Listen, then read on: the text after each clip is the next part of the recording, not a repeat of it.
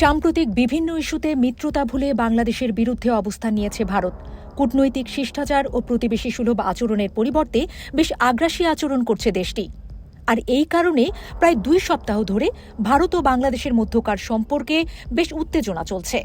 বাংলাদেশের সংখ্যালঘু পরিস্থিতি নিয়ে বিভ্রান্তিকর তথ্য ছড়াচ্ছে ভারতের বিভিন্ন মহল। আর এই ভুল তথ্যের কারণে ভারতে বাংলাদেশের মিশনগুলোকে ঘিরে হিন্দুত্ববাদী সংগঠনগুলো বিক্ষোভ করছে। হিন্দুত্ববাদী সংগঠনগুলোর এমন বিক্ষোভের কারণে নিরাপত্তা বিবেচনায় মিশনগুলোতে ভিসা সেবা বন্ধ করে দেয় বাংলাদেশ। এরই মধ্যে 23শে ডিসেম্বর ভারত ও বাংলাদেশের কূটনৈতিক ইতিহাসে প্রথমবারের মতো ঘটে বিরল এক ঘটনা।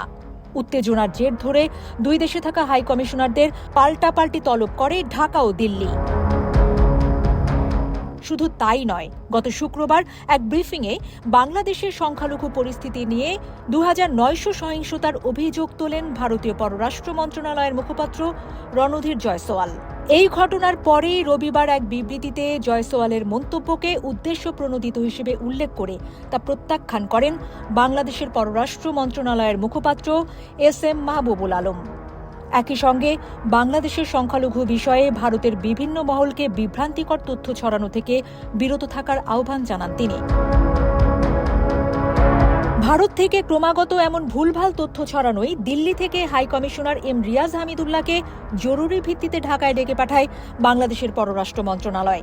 ডাক পেয়ে সোমবার রাতে ঢাকায় পৌঁছান হাই কমিশনার।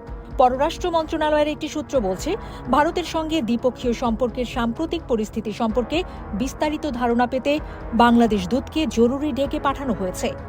ঢাকায় আসার পর ভারতের সঙ্গে বিদ্যমান সম্পর্ক পর্যালোচনায় জাতীয় নিরাপত্তা উপদেষ্টা ড খলিলুর রহমান ও পররাষ্ট্র উপদেষ্টা মোহাম্মদ তৌহিদ হোসেনের মধ্যে এক দফা আলোচনা হয়েছেও হাই কমিশনার রিয়াজ হামিদুল্লাহর।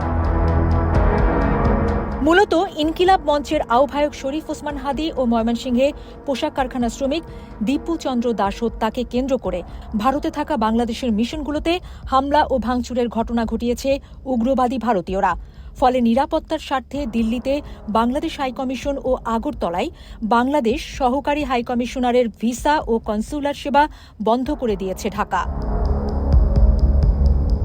প্রথমে সংখ্যালঘুদের নির্যাতনের অভিযোগ তুলে পশ্চিমবঙ্গের শিলিগুড়িতে থাকা বাংলাদেশের ভিসা কেন্দ্রে হামলা করে হিন্দুত্ববাদী 3টি সংগঠন।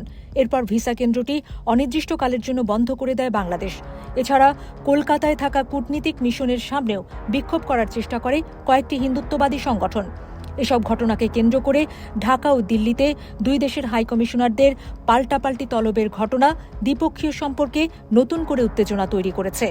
অনেক ক্ষেত্রে দেখা যাচ্ছে, বাংলাদেশ যখন নিজের সার্বভৌমত্ব ও জাতীয় স্বার্থ রক্ষায় সোচ্চার হচ্ছে, তখন ভারত তার প্রতিবেশী সুলভ সহমর্মিতা ভুলে কঠোর অবস্থান নিচ্ছে।